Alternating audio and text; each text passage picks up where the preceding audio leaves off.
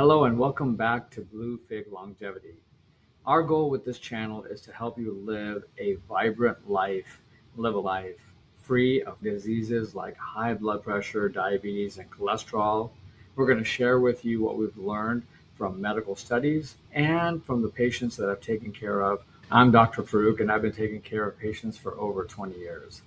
I'm proud to say that as a primary care doctor, I get to learn about them. I get to learn about their life. And I often ask them what they do in their lifestyle to keep them healthy. I focus on the patients that are older and that are doing well. I have a lot of them, thankfully. Patients that should probably already have high blood pressure and diabetes and cholesterol, but they don't.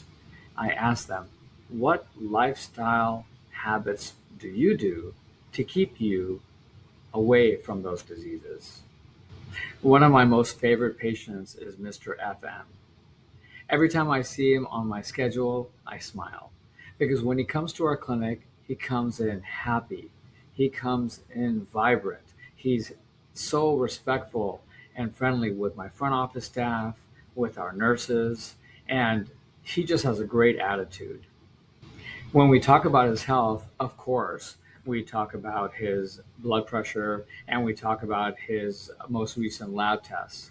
What I enjoy is hearing stories on how he lives his life and how he treats people around him.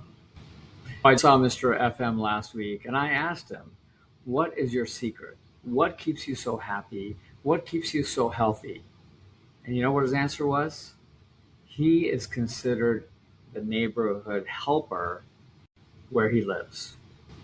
I remember him telling me about a very hot day when he saw a man sitting on the sidewalk who looked tired and he looked thirsty.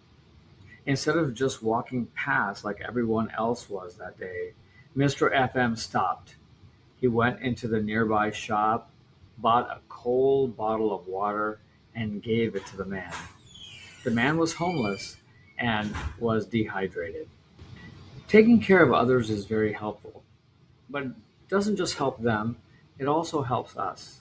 Remember, there's a theory out there that we are descendants of cavemen that used to work with their communities to make themselves stronger.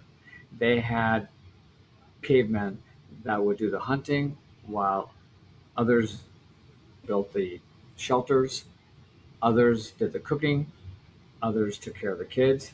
And as a community, we were able to thrive.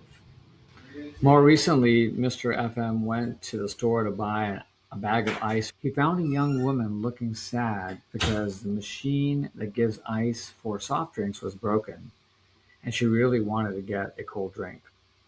Again, Mr. FM didn't just walk away.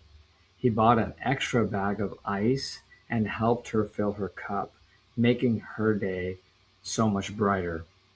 Now, you might be wondering, Doctor, what does buying water or sharing ice have to do with being healthy? Here's a secret.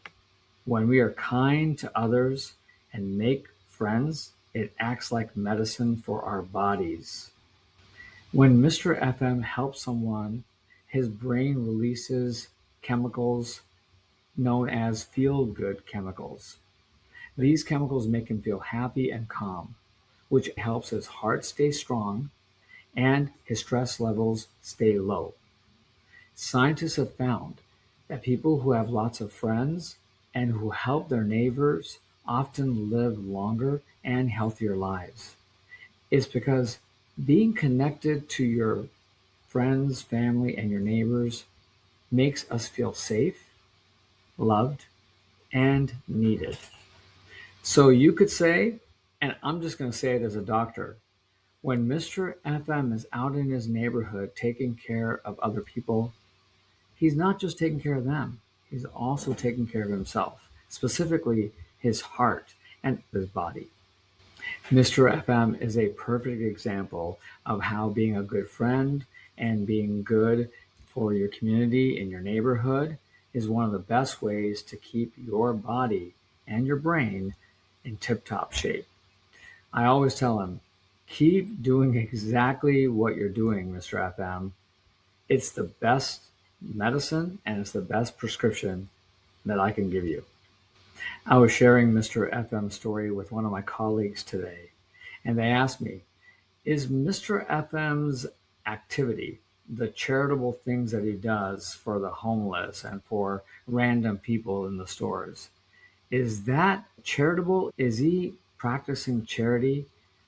The other question they asked was, is he doing it for the other people in his community, or is he doing it for himself? In other words, by making his heart and his body stronger, is he actually being selfish?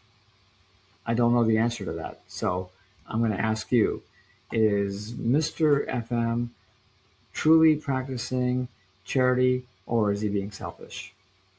If you like the subject matter, what we talk about on this channel, please consider subscribing. And more importantly, if you know anybody that would benefit from this information, please share it with them.